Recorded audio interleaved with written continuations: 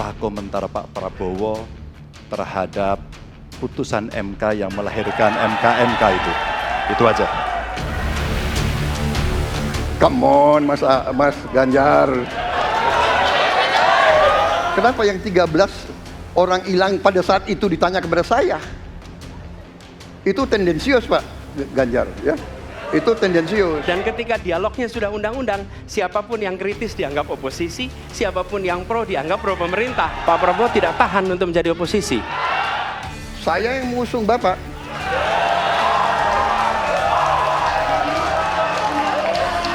Kalau demokrasi kita tidak berjalan, tidak mungkin Anda jadi gubernur.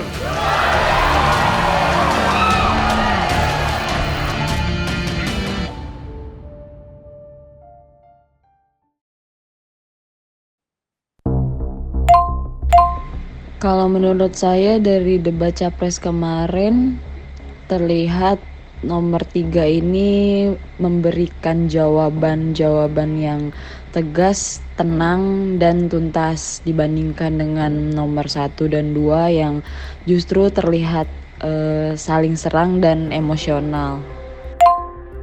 Menurut saya sih untuk debat capres kemarin, Prabowo lebih cenderung menggebu-gebu dan agak sedikit emosi ya. Dan untuk Ganjar Anies menyikapi lebih santai dan struktur. Walaupun lebih kayak paslon 1 dan 3 versus paslon 2.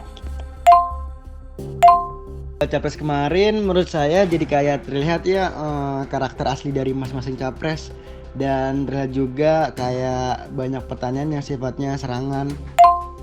Kesannya, semua capres tidak menyampaikan visi dan misi mereka dengan baik dalam kesempatan ini. Malah lebih terlihat narsis ya, dengan membanggakan pencapaian yang mereka lakukan. Sedikit menjatuhkan dan saling membuka kartu capres satu dengan lainnya. Dan untuk pilihan tidak ada yang berubah sejauh ini, masih tetap dengan pilihan yang sama. Kalau untuk mempengaruhi pilihan enggak, cuman kita lihat nanti untuk debat capres yang kedua. Karena kita nggak hanya butuh gagasan dan teori, tapi kita semua butuh bukti dan aksi. Dari debat capres kemarin sih saya tambah yakin dengan pilihan saya. Kalau ditanya mempengaruhi, sedikit mempengaruhi, terutama capres yang selalu membawa teknologi. Padahal itu sangat abstrak dan perlu ditinjau ulang, di mana teknologi kita kan sering kebobolan untuk masalah data pribadi.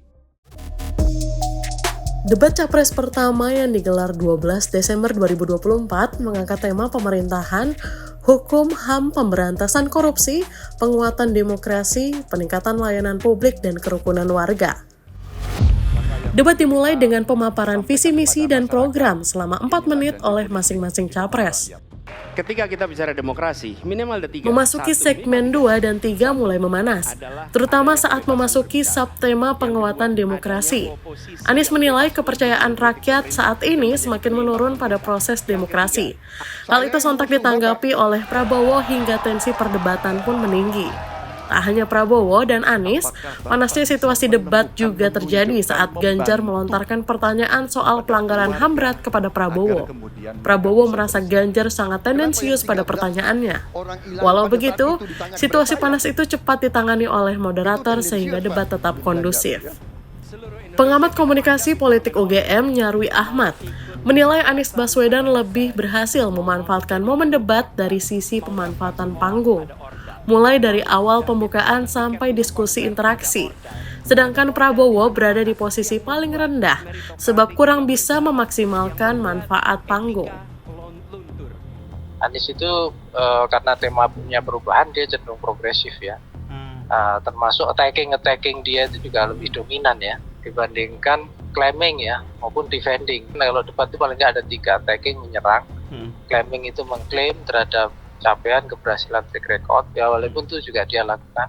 Nah yang ketiga defending, mendefend ya dari berbagai kritik gitu. Nah di situ Pak Prabowo tampaknya lebih dalam posisi di konservatif sebenarnya ya, defending ya. Misalnya, karena juga positioningnya kan melanjutkan pemerintahan Jokowi ya dan perbaiki. Sementara Ganjar ini posisinya di tengah-tengah moderat ya.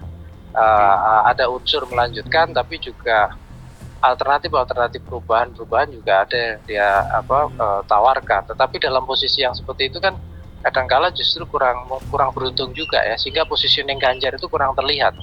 Tapi begini ya, penilaian soal debat itu bagaimanapun juga ada unsur subjektivitas dan bias. Karena efek debat itu dua, reinforcement, penguatan. Yang kedua bisa kemungkinan mengubah ya, pilihan-pilihan. Nah, yang penguatannya ada dua, penguatan di mereka yang memang sudah loyal atau kita pilih loyal. Yang kedua penguatan dari mereka yang punya pilihan tapi masih mengambang. Debat Capres-Cawapres Pemilu 2024 akan digelar 5 kali. Apakah bisa mempengaruhi suara swing voters dan undecided voters? Undecided voters menurut Litbang Kompas sangat tinggi jumlahnya. Fenomena pemilih yang masih bimbang atau belum menentukan pilihannya itu mencapai 28,7%. Tapi bagi pemilih mengambang, pemilih swing voter, undecided voter yang belum menentukan, debat itu tentu mereka akan mencerna secara kritis ya, secara proporsional apa yang benar-benar bukan hanya karakter dari pasangan dari capres saja, tapi juga integritas ya, komitmen dan integritas sejauh mana. Peneliti Indikator Politik Indonesia, Bawono Kumoro menyebut, serangkaian debat capres kecil kemungkinannya akan berdampak pada perubahan suara secara drastis.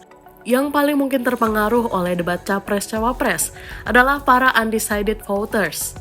Sementara menurut survei Indikator Politik Indonesia, undecided voters kini hanya tersisa 6%.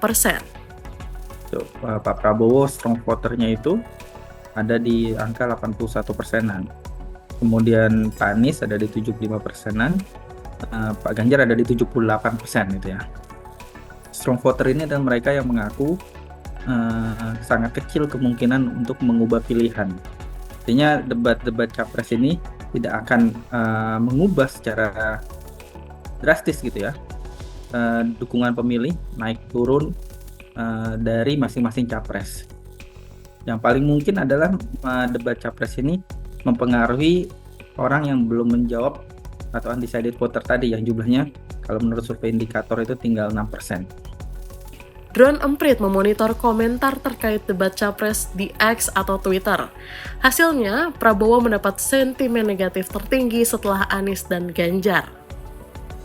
Jadi kalau di Twitter, setelah debat capres itu ada perubahan sentimen.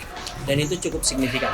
Sentimen pada Prabowo itu naik, tetapi yang menarik, positifnya juga naik. Artinya apa? Kalau kita baca lebih jauh, kalau positif kita asumsikan sebagian besar didorong oleh para pendukung Prabowo, berarti ada aktivitas pendukung Prabowo yang bertambah pasca debat capres. Nah, pada Anies dan Ganjar, positifnya dua-duanya naik, negatifnya dua-duanya berkurang. Artinya apresiasi terhadap serangan-serangan terhadap Ganjar dan serangan terhadap Anies itu berhenti tuh, tapi apresiasi terhadap keduanya naik. Dan kalau dilihat, bukan cuma pendukung 01 dan 03 yang bersuara negatif pada Prabowo, tapi netizen-netizen yang belum menyatakan dukungannya, yang mendeklarasikan diri, saya belum mendukung ini, belum mendukung itu.